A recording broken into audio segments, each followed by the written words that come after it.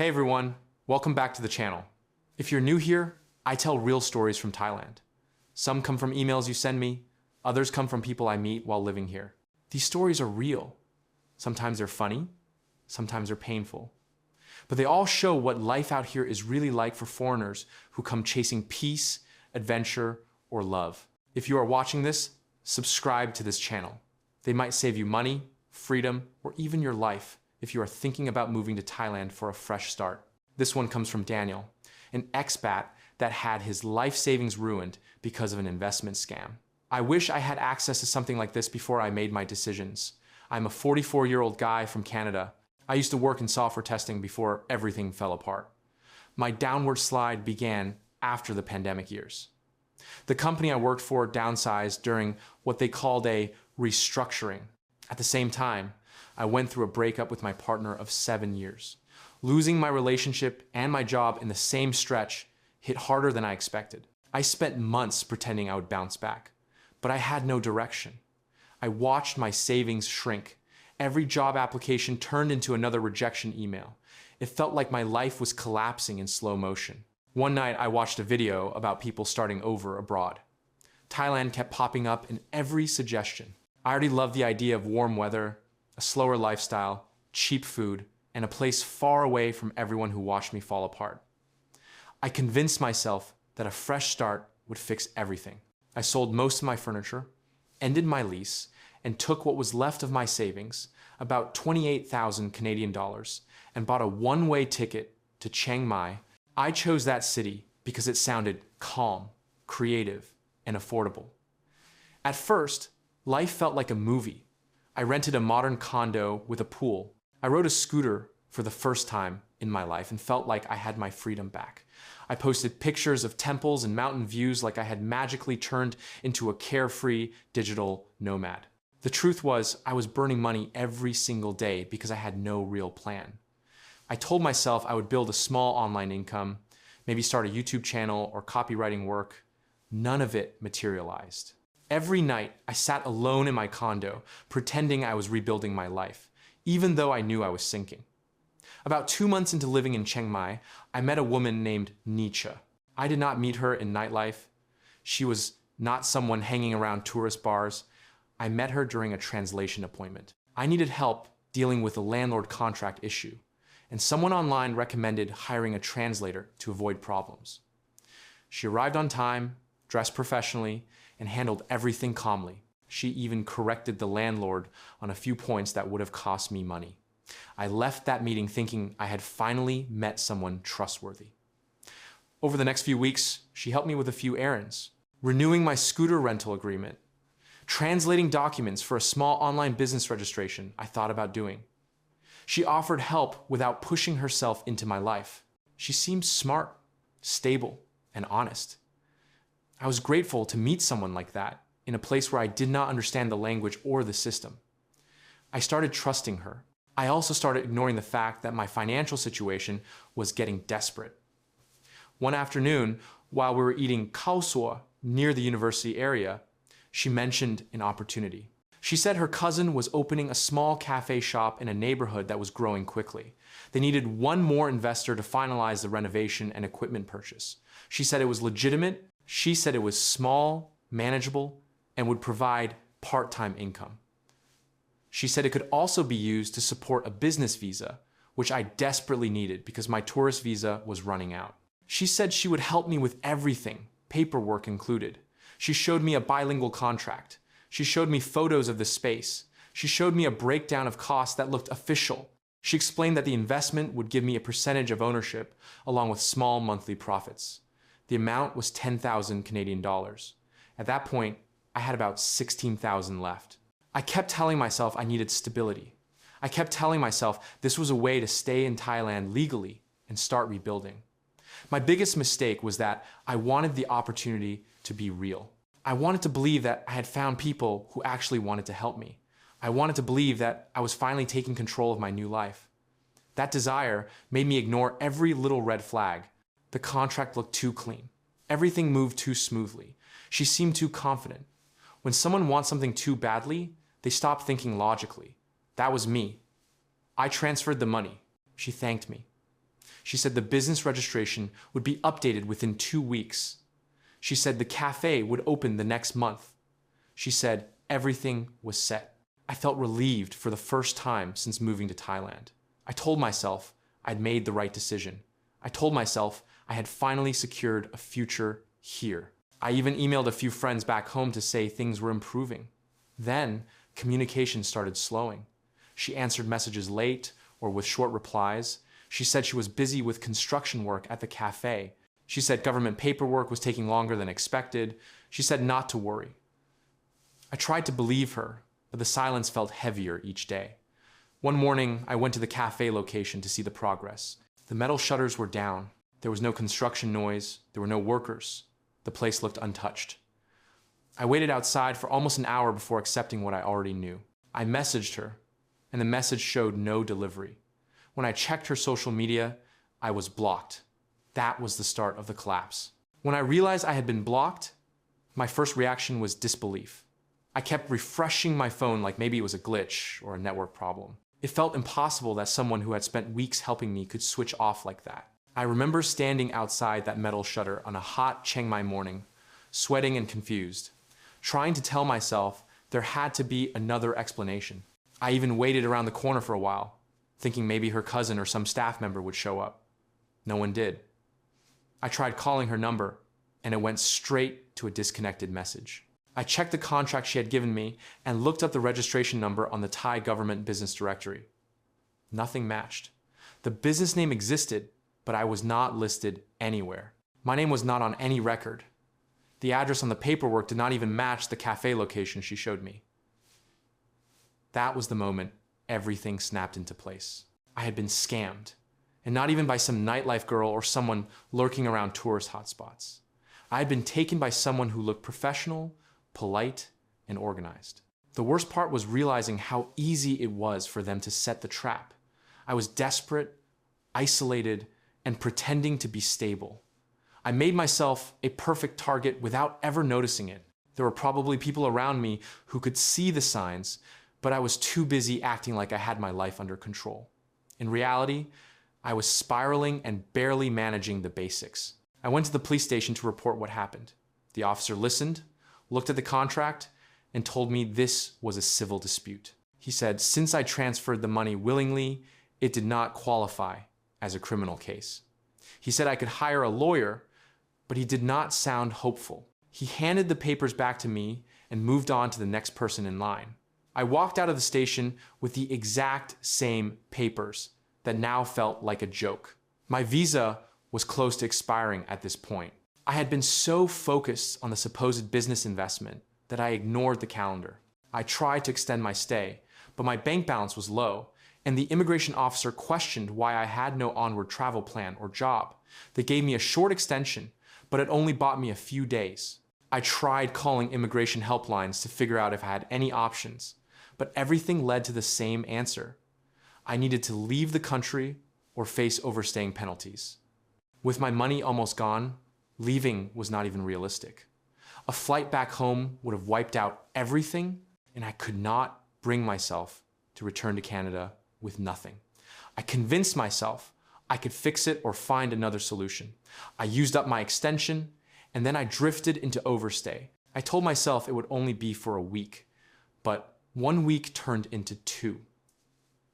I kept my head down and avoided any place where police might check identification.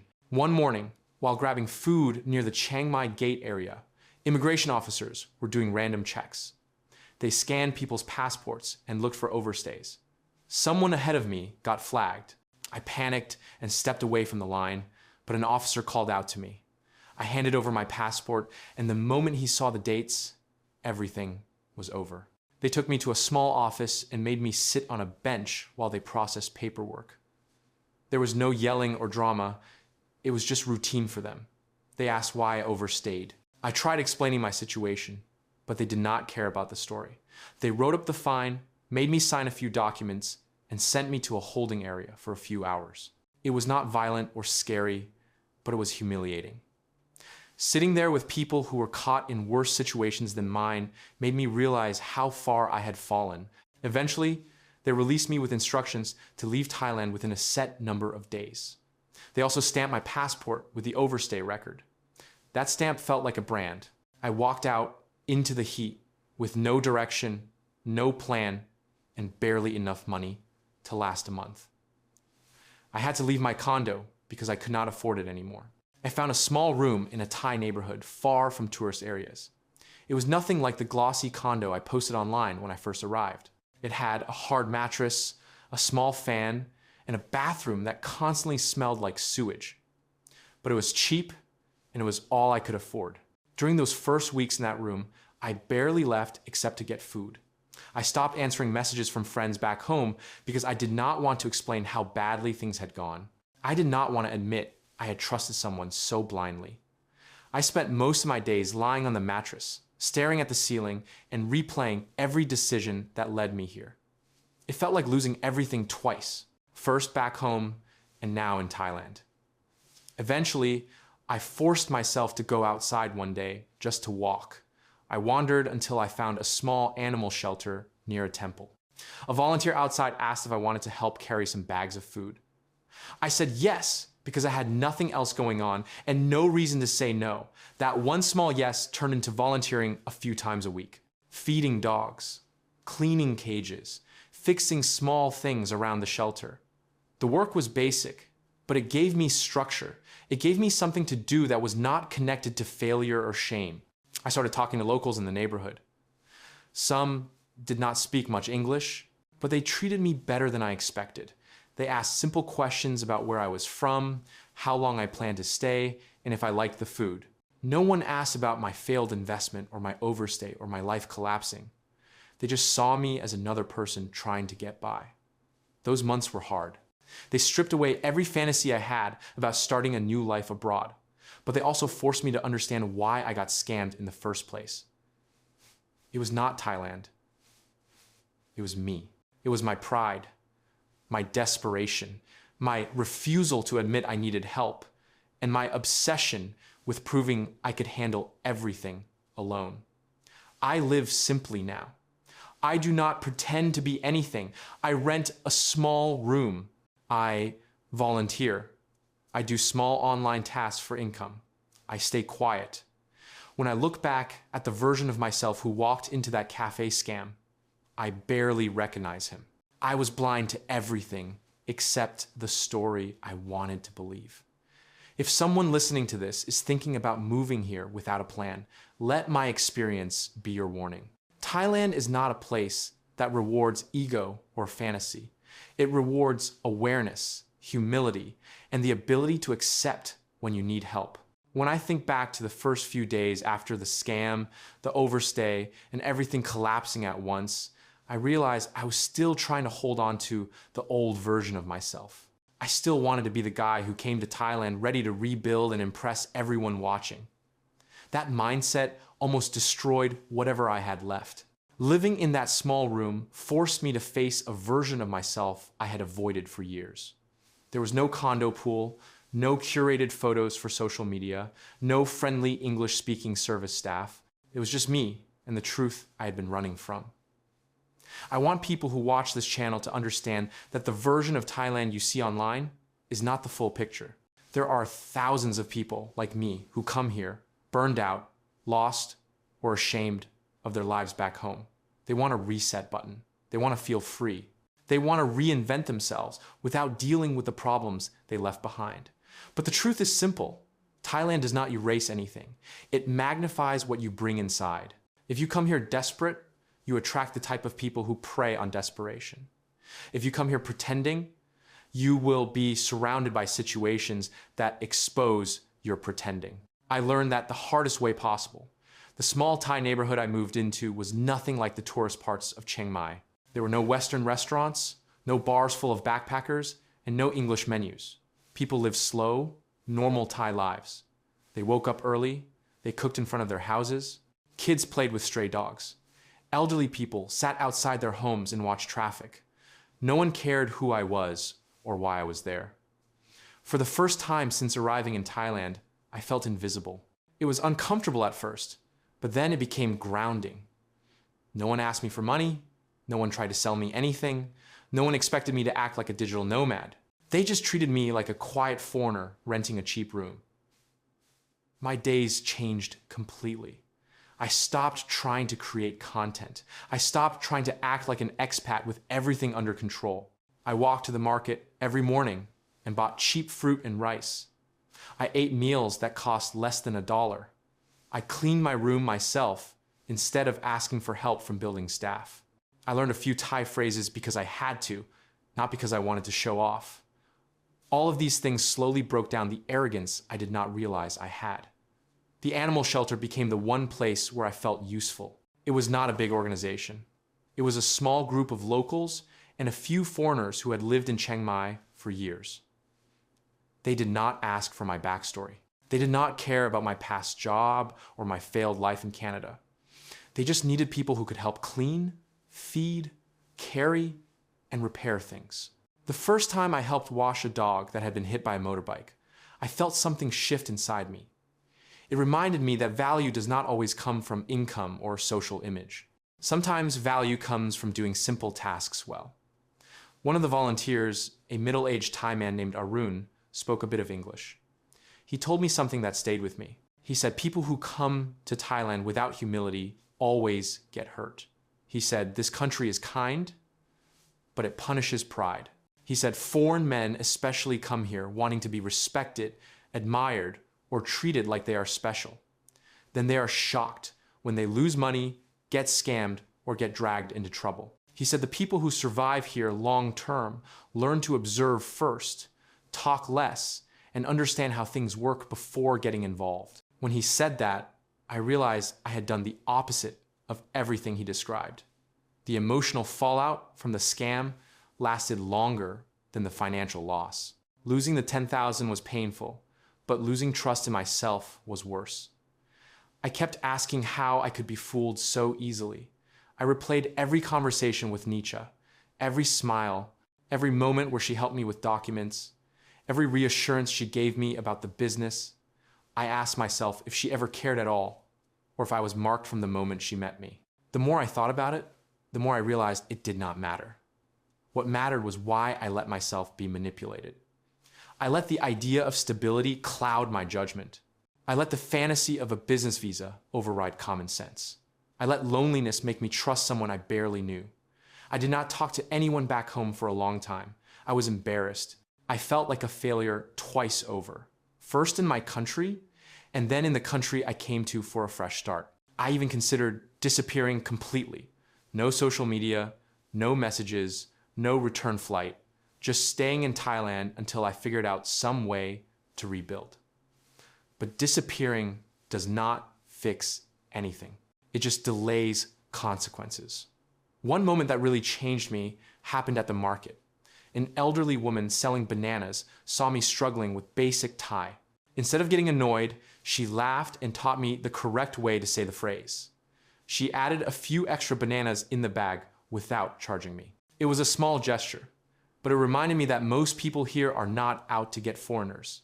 They just expect you to respect their world and not walk through it like you own the place. That moment taught me more about Thailand than any guidebook ever did. I also realized something important about scams. The people who get hit the hardest are not always the naive ones. Sometimes it is the people who think they are too smart to be scammed. That was me. I thought I understood people. I thought I could judge character. I thought common sense would protect me. Instead, I let my emotional state override everything logical. It was not about intelligence, it was about vulnerability. As I slowly started rebuilding, I found small online jobs that paid just enough to keep me going. I taught basic English conversation to a few local kids. I edited documents for a Thai business owner who needed help with clear English communication. I repaired a few laptops for neighbors when they found out I used to work in software.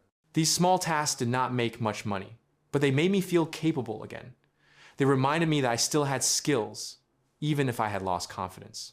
I also spent a lot of time walking through the city, not the tourist parts, but the quiet areas where locals live their lives.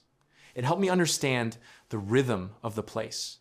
Thailand is not chaotic unless you approach it with chaos inside you.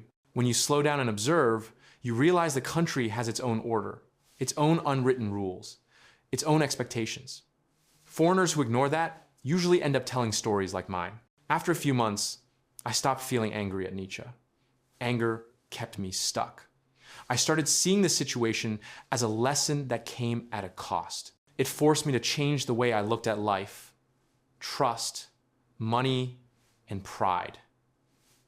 I do not excuse what she did, but I no longer let her have power over my mind. If you are listening to this story on the channel, I want you to understand that none of this is shared for sympathy.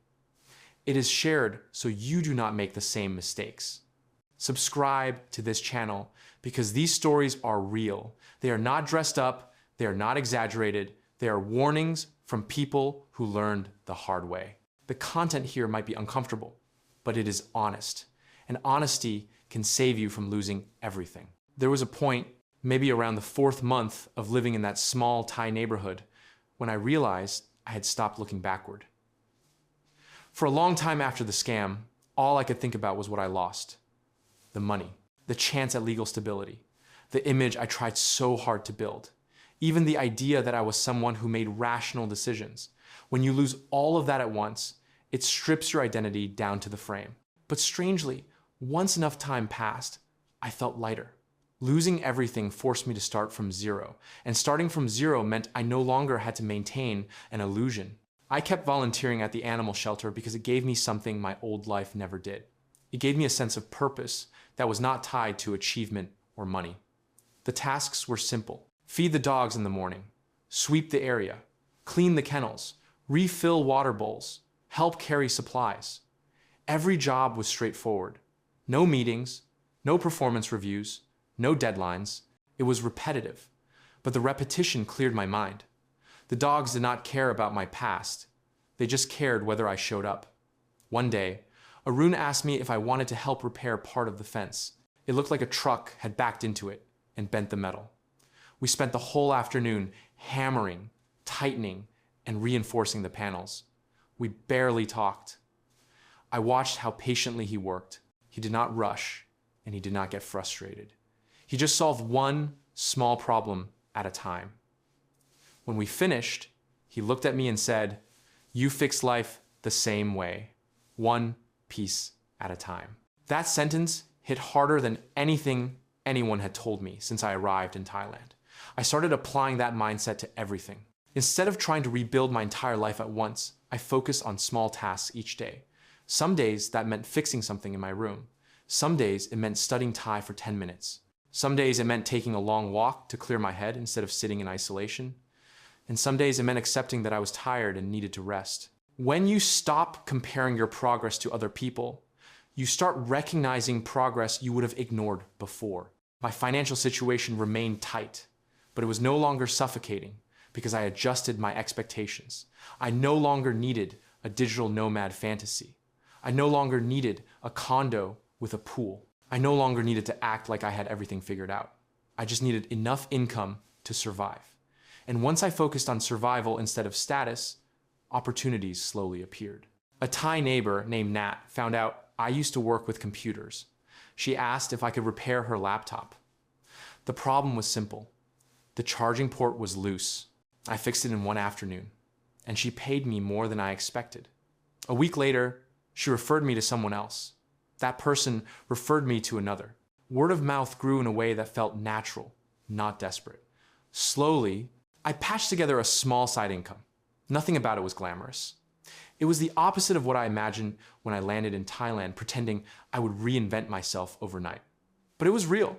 It was honest. It kept me grounded. During this time, I stopped thinking about dating or meeting anyone. My trust was gone. I did not want to repeat the mistake of letting my emotions cloud my judgment. Thailand can be a great place to meet people, but it can also be dangerous when you are vulnerable. I was not ready, and admitting that was part of my recovery. Then something unexpected happened. I ran into a woman named Molly who worked at a small family-owned shop near my street. She sold drinks, snacks, and simple household items. She had seen me walk by for months. One morning, as I bought bottled water, she asked why I always bought the same brand. It was a harmless question, but it made me realize she had observed me quietly. We talked for a few minutes. She was kind, straightforward, and had none of the polished charm that scammers often use. She told me I pronounced a few Thai words incorrectly and laughed when I tried repeating them. I did not pursue anything with her, but our small conversations reminded me that not every connection in Thailand is a threat. That helped me rebuild trust in general, not trust in a specific person, trust in humanity, which I had lost for a while. As months passed, I became more involved in the neighborhood. I learned who lived where. I learned which vendors sold the best food. I learned which streets had dogs you had to watch out for. I started recognizing people, and they started recognizing me. That sense of belonging was subtle, but it mattered. Through all of this, I kept thinking about the version of myself who flew into Thailand with $28,000, a fake sense of confidence, and a quiet desperation to escape my past. I realized that I did not actually come here for adventure. I came here because I was running from the embarrassment of my life collapsing back home. That made me a perfect victim. Scam victims do not get targeted because they are stupid. They get targeted because they are emotionally compromised. Scammers look for loneliness, shame, and insecurity. I had all three. Looking back, the warning signs were obvious. No legitimate business here rushes you. No legitimate business promises fast visa solutions through private deals. No legitimate partner avoids putting your name on official documents. But when you want a solution badly enough, you can talk yourself out of questioning any of those things. I had to accept that I was not fooled because I was naive. I was fooled because I needed to believe in something. That realization softened the self-hate I carried for months. One thing that surprised me was how many foreigners in Thailand had similar stories. Not the exact details, but the same core pattern. A fresh start that collapses. A relationship or partnership that turns into manipulation. A visa situation that becomes a trap. A financial decision that leads to disaster. I met a British guy who lost 8,000 English pounds to a fake rental agreement. I met an American who invested in a restaurant that never opened. I met an Australian who overstayed because a woman promised to fix all his paperwork. All of us made different mistakes, but all of us had the same emotional roots. This taught me something important. Thailand is not a dangerous place by default. It becomes dangerous when you show up wounded and pretend you are not. People sense it. Good people and bad people. The good ones try to help you. The bad ones try to profit from you. And if you cannot tell which is which, you get hurt. After living in the neighborhood for long enough, my overstay situation was no longer an emergency. I planned a legal exit. I knew I had to leave eventually to reset everything properly, but I felt more prepared this time. I was not running. I was not trying to escape anything. I was trying to rebuild. Before leaving, I sent this story to the channel because it needs to be heard. Too many men come here thinking they are smarter than the world or immune to mistakes. They think scams only happen to reckless tourists. They think they can read people. They think they can skip the slow process of integrating into a new country. They are wrong. I was wrong. If you are watching this channel, subscribe. These stories come from real people who learned real lessons, often the hard way. You might hear something that saves you from losing money, freedom, or dignity. I want to explain the part of my story that took the longest to accept. Losing the money was one thing, but realizing why I lost it was something completely different. Before coming to Thailand, I thought I was a logical person who made decisions based on facts, not emotions. I thought I could read people, and I believed I had enough life experience to recognize manipulation when I saw it. After everything fell apart, I kept telling myself that I made one mistake, that I trusted the wrong person, and that it was just bad luck. But over time, I understood that the real problem was my own pride. I did not want to admit how much I had been pretending and how much I had been ignoring because I liked the idea of being in control. When I think about what happened with Molly, I can see clearly now that she used a pattern. At the time, I did not want to see it because it made me feel weak. I used to believe only reckless or careless people fall for situations like mine. I thought scams only happened to men who did not pay attention. In my mind, I was different. I told myself I had common sense. I told myself I was cautious. I did not want to believe that someone could run the same playbook on me that she had probably used on other men. The first sign that something was wrong came when she started responding less. It was not dramatic. She did not disappear all at once. She would send a short message instead of a longer one. She would say she was busy. She would mention stress at work. At the time, I accepted it. I told myself she was tired or dealing with her own issues. I never considered that she was pulling back because she had already taken what she wanted. I kept giving her the benefit of the doubt because I wanted the story to turn out well. I wanted the investment to be real. I wanted the partnership she described to materialize. After she blocked me, I convinced myself that I would find answers. I went to the cafe she introduced me to. I looked for her relatives. I talked to the landlord. I even searched online for any sign that the business existed. Nothing connected. Every lead pointed to the same outcome. Everything she told me was structured to look official, but was actually nothing. The place was not operational. The documents she showed me were incomplete. The person she called her cousin never appeared. When I realized this, I tried to tell myself she must have been desperate or overwhelmed, but even that was just another excuse I created. The real turning point came when I talked to another foreigner who lived in Chiang Mai. I met him at a small noodle shop I went to often. He recognized me from a Facebook group for expats. We talked casually, and I mentioned what happened with my investment. He did not act surprised at all. He told me directly that he had gone through something similar with a different woman. He said she seemed responsible, educated, and helpful, but she asked him for an investment in a shop that never existed. His story was almost identical to mine. I remember feeling sick because the similarities were too close to ignore. After that conversation, I started searching online for other experiences. I found posts from men describing the same sequence. They met a woman who was not from nightlife. They trusted her because she had a job, or at least claimed to have one. They felt safe because she helped them with documents or translations. Then, she suggested an investment, usually small enough to seem believable, but large enough to hurt when it disappeared. The women never acted aggressive or desperate. They appeared stable and supportive. The whole situation always escalated slowly, which made it harder to recognize. By the time the men realized what happened, the woman was gone. I remembered small things Molly had said that I ignored. She mentioned that she had helped foreigners with business paperwork before. At the time, I thought she was just being helpful. Now, I understand that she was giving me a preview of the story she would use. When she introduced me to the cafe, she talked about it in a way that made me feel included. She said that foreigners often needed a local partner to get things done. She said the shop did not earn much yet, but that it had potential if someone invested in better equipment. She presented everything calmly, as if this was normal and nothing unusual. She even told me that the investment could help me secure a business visa, which made the idea feel legitimate. I never asked for proof because I wanted the opportunity to be real.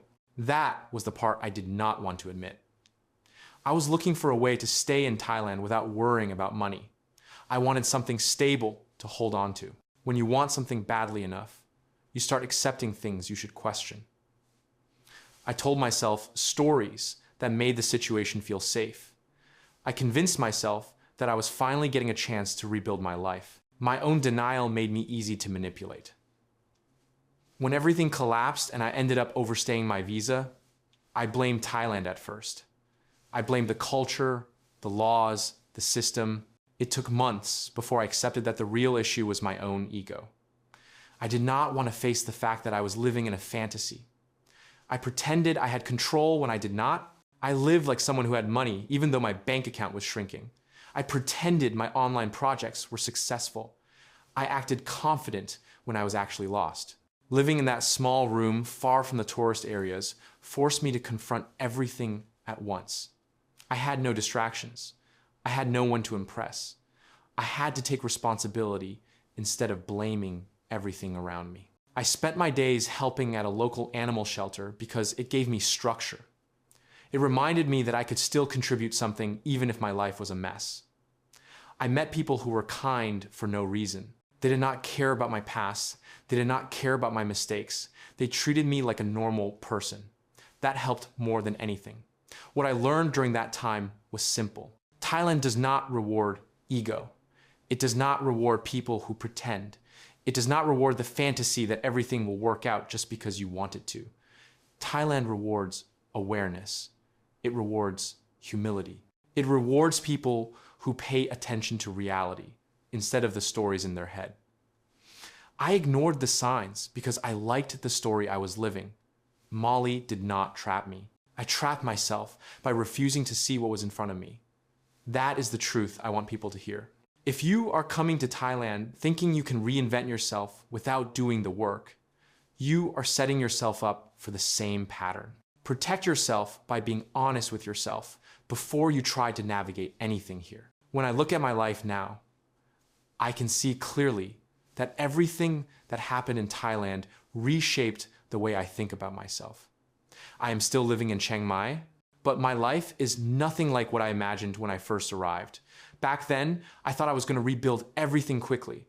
I thought Thailand would give me a second chance simply because I wanted one.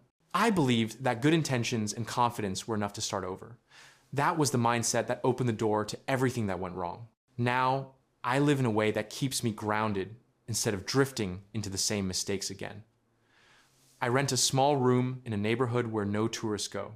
It is nothing special. It has a thin mattress, a fan, a small desk, and a noisy fridge that sometimes stops working. I used to think I needed comfort to feel stable, but this room has become the place where I finally learned what stability actually means. I do not spend money I do not have. I do not pretend my life is better than it is. I do not create stories to hide from my situation. I live exactly where I am, and that honesty has done more for my mental health than any comfort I used to chase. My routine is simple. I wake up early, I walk to a small local shop for breakfast, I help at the animal shelter a few days a week. It is not glamorous, it is not something you brag about online, but it gives me structure and it makes me feel useful. I clean cages. I carry bags of food. I drive sick dogs to the clinic on my old scooter. I do not earn money from it, but it keeps me connected to something real, something that does not involve pretending or performing. I have also learned to live quietly.